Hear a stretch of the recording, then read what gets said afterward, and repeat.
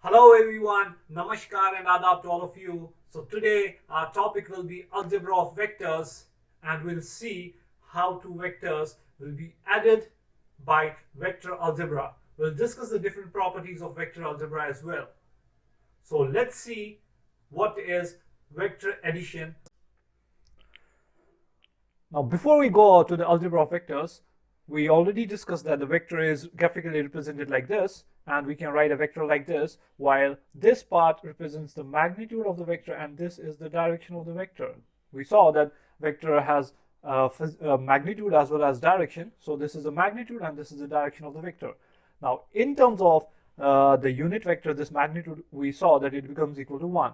And one more point to be noted is that this magnitude carries the dimensions of that quantity. So it carries the dimensions. That means that unit vector will be a dimensionless quantity, right? Or a dimensionless vector, unit vector. So that point we need to remember here. And this sign which we use here, it is called caret or hat.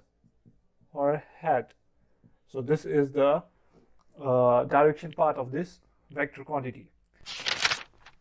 Now after this, we have the equal vectors. We need to understand first what is the equal vector so that we can proceed further. So the equal vectors are the vectors which have the same magnitude and they have the same direction. Like I have here, if this is one vector and this is one more vector, these both have the same magnitude, this one, and they point in the same direction. That means A and B are equal vectors, right? So that means these two vectors are equal. So that is what we mean by the equal vector. And one more point to be noted, which is so obvious also, but sometimes we try to confuse it, that in equality of the vectors, we talk about those vectors which represent the same physical quantity. That means if this vector represents, suppose, velocity, and this vector represents here acceleration, and even though they have the this magnitude as well as direction same, but they won't be equal because they represent different physical quantities. So it is so obvious, we have to keep it in our mind that when we talk about the equal vectors, that time we talk about the same physical quantities, right? Now we'll first go to the first operation of the algebra, and that is addition and subtraction. Let's first see the addition of the vectors. We have two vectors, A and B. A is a vector, B is a vector, and when we add the two vectors by the vector algebra, so that operation we call as this addition of the vectors. Number second is subtraction of the vectors. Subtraction of the vectors is when we subtract the two vectors, so obvious. This thing I can write like this also, plus minus B, right, as well. So that means if my vector A, this is my vector A suppose, and this is my vector B like this, if I invert its direction and I make it like this, so this will be minus B. And this thing, if I add this A plus minus B, that will give me A minus B. That is what we mean by the subtraction. Okay, now we'll talk about addition of two vectors. One thing we need to keep in our mind is that when we add two vectors, the resultant of two vectors is a vector quantity when they are operated under addition, right? So if I have, suppose, one vector over here A and one vector over here, this is a B vector, right? Now I need to add these two vectors. First thing is that these two vectors are at some distance, right? Now the thing I told you before is the equality of the vectors. I can do one thing, that if I make a vector parallel to this B over here, right, B vector, and I make a vector over here parallel to this A, right, this is A vector. Now these two vectors got joined head to tail. This is the head and this is the tail, so these two vectors got joined head to tail. So that means now I can operate this system, right? Sometimes it creates confusion that how can we add this vector and this vector where there is a distance this in between them, right? So actually the concept there we have is of the equal vectors. Now we can add these two vectors A and B. Now for adding the two vectors or for subtracting the two vectors, we have certain laws of vector addition or vector subtraction. first law which we have is triangle law. In triangle law, what we have is that if one vector is like this and other vector is like this, suppose, then how can we add these two vectors? First, we need to implement the idea of equal vectors. If I put one more vector over here which is parallel to this and equal in magnitude to this in the same direction, and I put one more vector over here which is parallel to this and equal in magnitude in the same direction, this is A vector and this is B vector. So this also becomes our A vector and this becomes our B vector, right? Now these two vectors are operated under addition or subtraction. So now we don't need these vectors, we'll erase them. So we have now these two vectors A and B. Now what triangle law says is that if the one vector is joined to the other vector in such a way that the tail of the second vector joins the head of the first vector, then the resultant of these two vectors is given by a vector which joins the tail of the first vector to the head of the second vector. So that means this is our A plus B. This is our triangle law.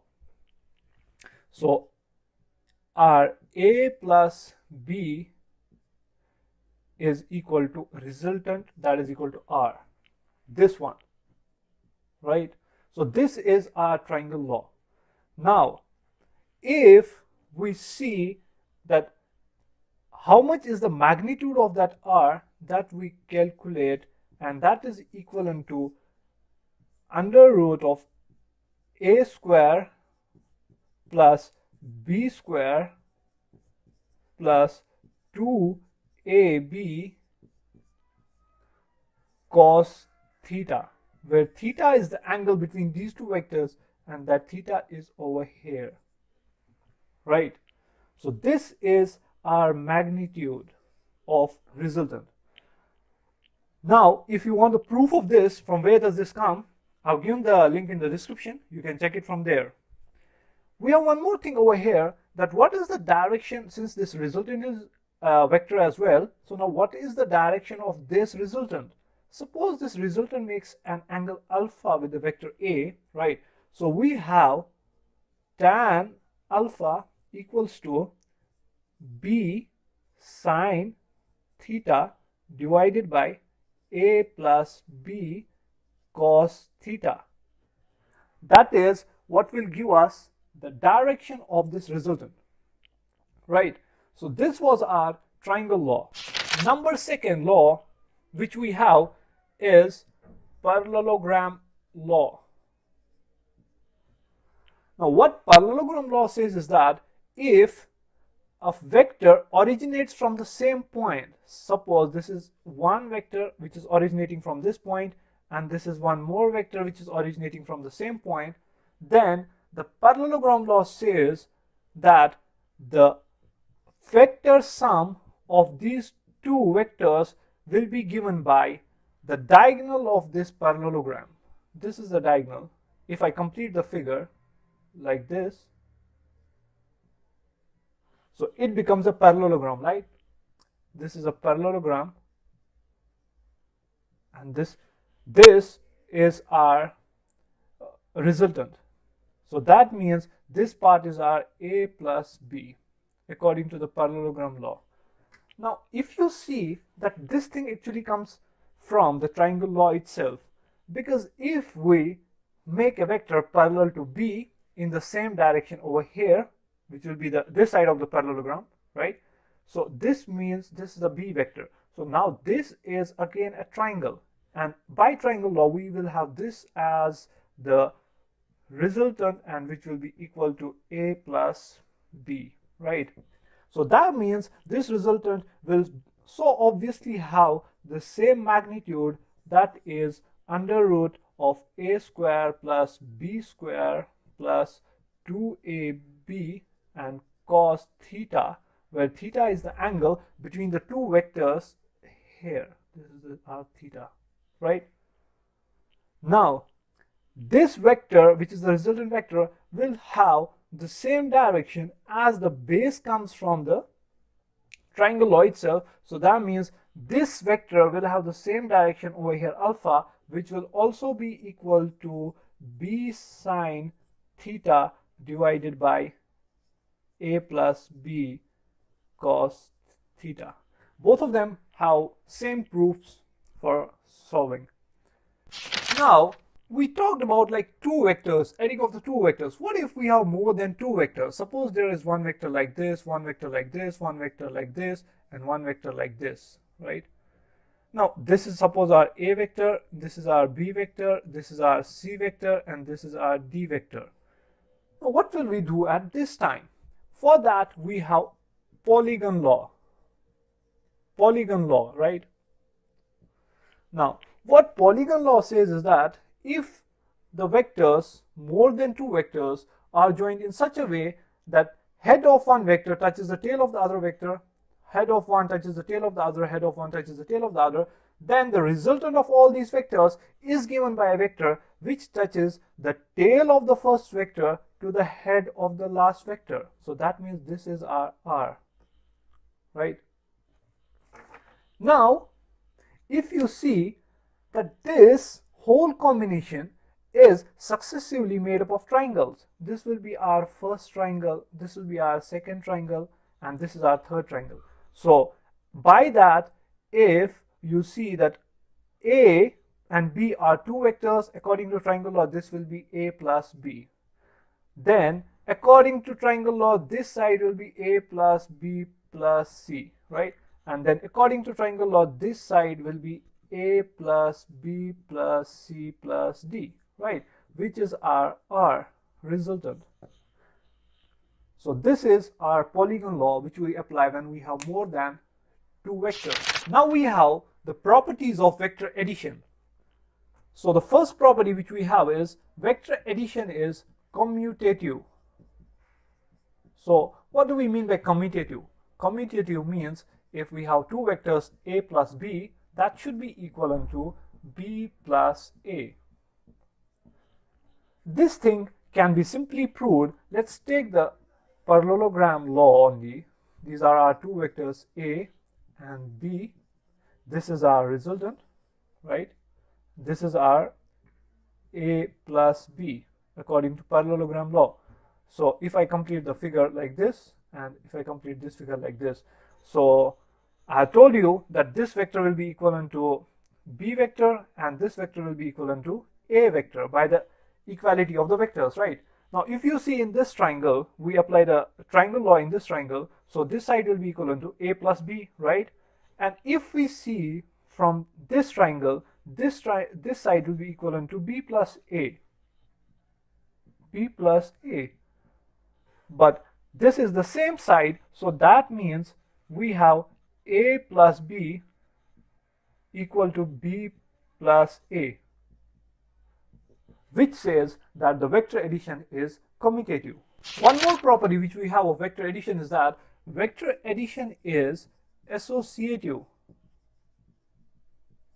So what we mean by associative is this: if we have A plus B plus C, it will be equivalent to A plus B plus C. Now in this we need three vectors A, B and C, so obviously we'll prove it by polygon. 1, this is our 2, and this is 3, and this will be our resultant, which will be R, right? This is R, this will be A, this will be B, and this will be C. So if we see this side of, so this part will be equivalent to A plus B by what? Triangle law, right? So then we have this part equivalent to A plus B. Now if I join this one more triangle, this one, this will be equivalent to B plus C, right? Now I have in this triangle, this one, this and this triangle, I have A plus B plus C in this triangle, right? have A plus B plus C, which is equivalent to this side, right? Which is equivalent to this side. Now in the same triangle, which is equivalent to R, suppose. So in the same triangle, now if I have this part, which is A plus B plus C, so that means I have A plus B plus C, which is again equal to this R. So from here, I can say that A plus B plus C is equal to A plus B plus C, which is the vector addition is associative. Thank you for watching the video. Hope the concept of vector addition is clear to you all. And stay tuned for more videos. Till then, don't forget to like, comment, share, and subscribe to my channel. And don't forget to press the bell notification button there on your screens.